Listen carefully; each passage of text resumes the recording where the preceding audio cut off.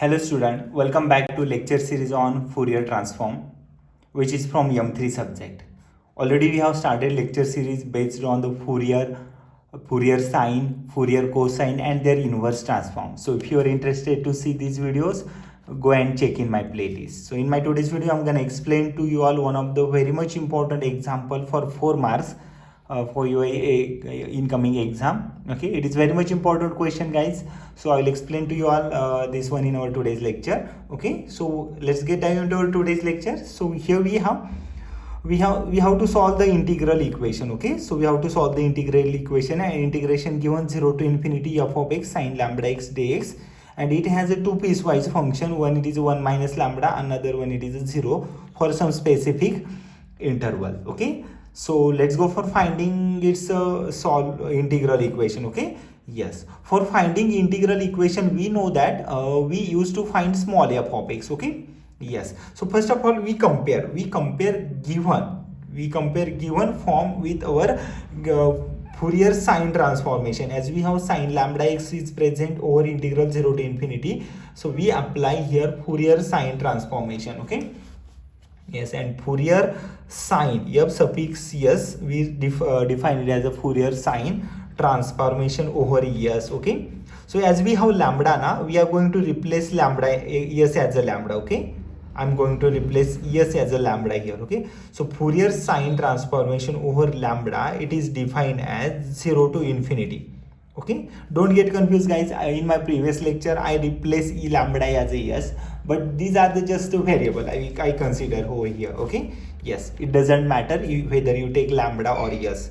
Okay, f s suffix s over lambda, which is going to integration 0 to infinity small f of x sine lambda x dx. Okay, now see that this one is our given Fourier sine transformation. Okay, this one is our Fourier sine transform. This one is our Fourier sine transform. Okay, so I'm going to compare this Fourier sine transform with our given example. Now as we can see that we are getting two different intervals. For first interval we get the Fourier sine transform as a 1 minus lambda, and for second interval we get the Fourier sine transform as a 0 over here. Okay, yes, so let me define this function over a real line so you can understand it very easily. So as we are taking from 0 to infinity, so our initial point it is 0 over here, and it goes to the all the way to the positive infinity. Okay, so where it is going to the plus infinity, but in between that we have the interval 0 and 1. Okay, so it stops here 1 and 1 to infinity, it goes up further. Okay, now see that whenever we have interval 0 to 1,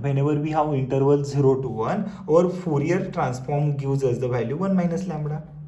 It is a 1 minus lambda. Okay, so between this interval 0 to 1 we have value 1 minus lambda. Okay, yes, and whenever we have interval bigger than 1, okay, bigger than 1, that means we get the value 0 over here. Okay, so bigger than 1 we have the value 0 here. So replace these values in the inverse Fourier sine transform. Okay, so this one is a Fourier sine transform, that means we have left with the formula for inverse Fourier sine transform. Okay, let me write the inverse Fourier sine transform. Inverse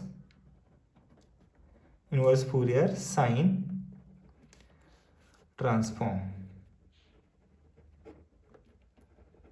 I'm going to write inverse Fourier sine transform over here. Okay, yes, and inverse Fourier sine transform defined as a small f of x, which is equal to 2 by pi integration over 0 to infinity. Okay, Fourier sine transform. Okay, f of lambda. Okay, f of lambda Fourier sine. So whenever we have sine transform now, we take s as a base, and whenever we have cosine we take c as a base. Okay, so Fourier sine transform over lambda.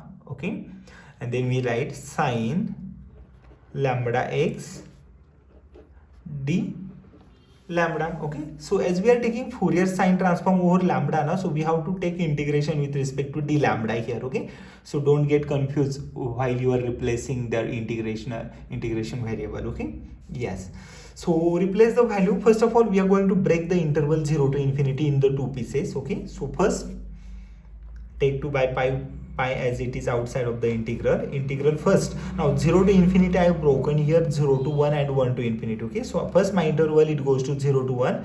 Fourier sine f suffix s over lambda sine lambda x. Okay, f suffix over lambda sine lambda x d lambda plus again 0 to 1 and 1 to infinity. I am going to consider 1 to infinity here. F suffix s lambda. Okay, f suffix s lambda.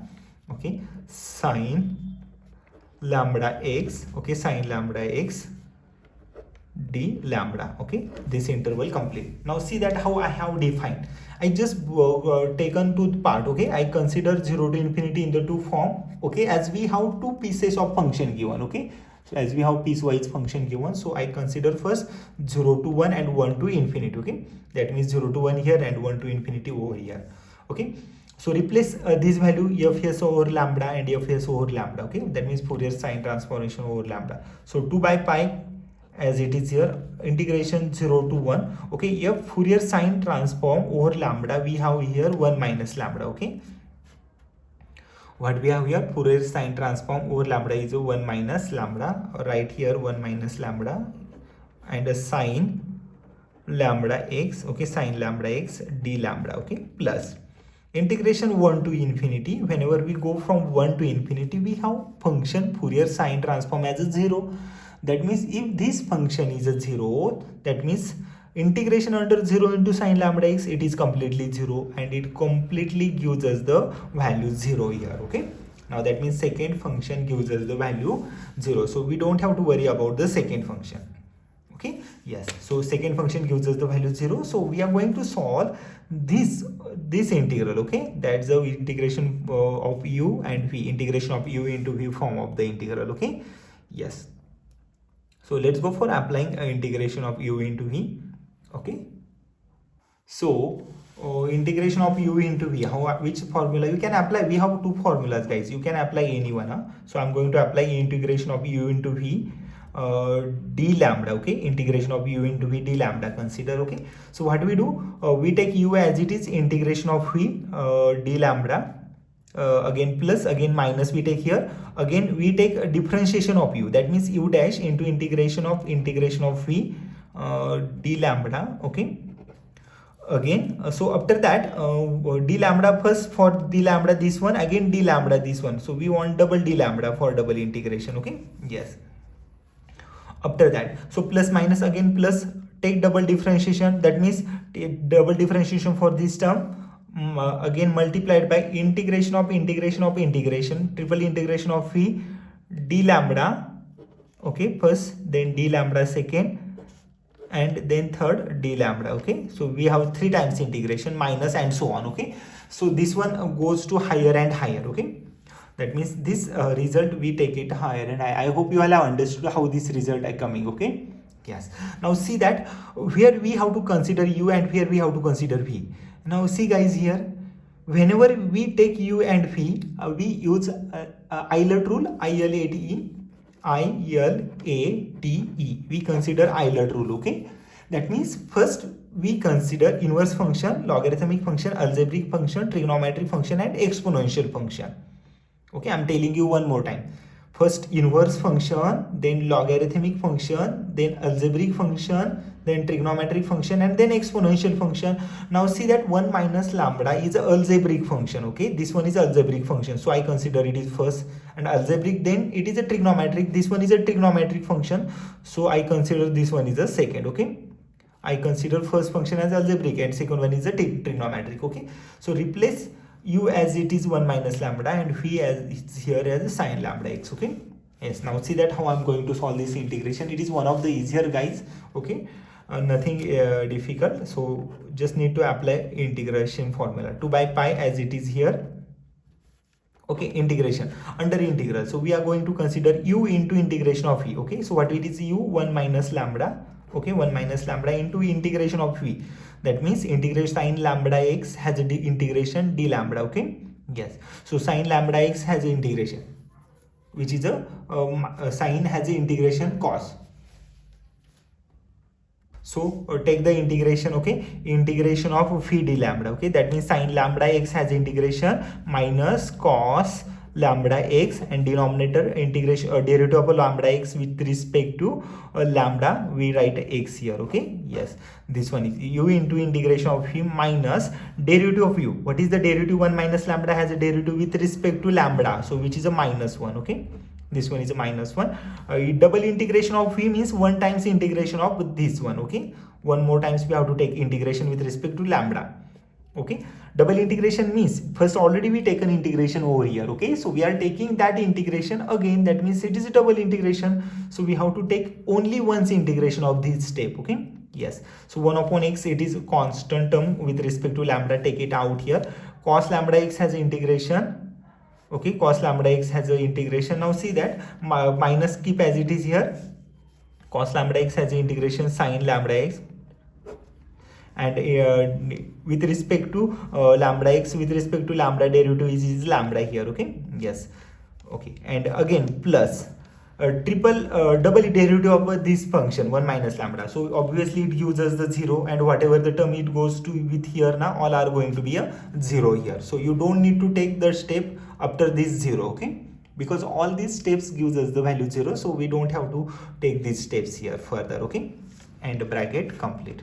I hope you all have understood this step, because third derivative we are taking minus 1 differentiation later on, it goes to 0, so all the terms it goes to 0, okay. Yes, okay, sine lambda x has a sine minus cos lambda x with respect to lambda, it left here x only here, okay, this one is x. Yes, so 2 by pi keep as it is here, so 1 minus lambda, okay, minus cos lambda x divided by x, okay, so minus minus plus, so minus sine lambda x divided by x square, okay. And now see that this is just the simplified form of next step, okay. So as we have by part rule over integral 0 to 1, so we have to apply integration 0 to 1 also, okay. So we go for applying integration 0 to 1. So where we are going to replace 1 and 0. Now see that guys, we are taking integration over d lambda. So wherever you will get the lambda, replace 1 and 0, okay. Yes, so first of all I'm going to replace 1 here, okay, 2 by pi. Now see that if lambda is 1, that means 1 minus 1 is 0, that entire step goes to 0, okay. Yes, so when we replace lambda as 1, this entire step gives us the value 0 minus sine lambda as 1 sine x by x square, okay. So we write minus sine x by x square, okay, minus sine x by x square. Again this one is our first once we replace 1, okay. So let's go for replacing value 0 minus, okay, so we are going to replace lambda as a 0, okay, that means 1 minus 0 means it is 1 only, okay. Yes, so minus cos 0 into x, so cos 0 gives us the value, cos 0 is 1, so minus 1 by x here. I hope you all have understood how I have written, okay. Now see that I'm going to explain one more time, okay. So we are replacing lambda as a 0 in this step again, okay. So lambda 0 means this one is a 0, so if this one is 0, it left here 1, okay, no need to write 1. Okay, so take lambda is a 0 to the next step. So cos 0 into x, cos 0 into x means cos 0, which is a 1 and that minus 1 it is here, okay, and x as it is denominator, okay. Yes, and this one is a negative sign, okay, we consider negative sign for the next step, okay, minus, okay, minus. What we have next, replace lambda as a 0, okay, that means sine 0 it is a 0 upon something it is a 0, it gives us the value 0, okay, and bracket complete. I hope you all have understood how I have written, okay. Yes, so next step I'm going to write here 2 by pi keep as it is, okay, under bracket minus sine x upon x square, minus sine x upon x square, okay, minus minus gives us the plus 1 upon x, okay. This one is the bracket complete. Now see that what I have got the solution 2 by pi minus sine x upon x square plus 1 upon x square. For your better calculation you can go for solving more steps, okay. Yes, so what we do, we go for the cross multiplication. So if you want, you keep this step, okay, this one is also correct step, but if you want more simplified form, you can go for the cross multiplication, okay, you will get the next step, okay. So multiply this one with this x into minus sine x, we write minus x sine x, okay, we write next step minus x sine x, okay, plus x square, minus x sine x plus x square divided by x square into x, which is a x cube. This one is our required solution, okay, and which has multiplied 2 by pi, okay. 2 divided by pi it is there, okay, 2 by pi it is here. So this one is our required solution. 2 by pi minus x sine x plus x square upon x cube. See guys, this example repeated mostly in your previous year question paper. It is one of the easy solution, okay. So I hope you all have understood my entire solution. Take this entire solution as your reference and see this one, okay, how I have explained in my today's lecture. I hope you all have understood guys my today's lecture. So even after, if you found anything difficult, let me know in my comment section. Just to record one video, it costs too much for us, okay. So this one is the complete solution for you all. So if you have any doubt, difficulty, let me know in my comment section guys. I will come up with the similar videos. So thank you everyone. Thank you for my today's lecture.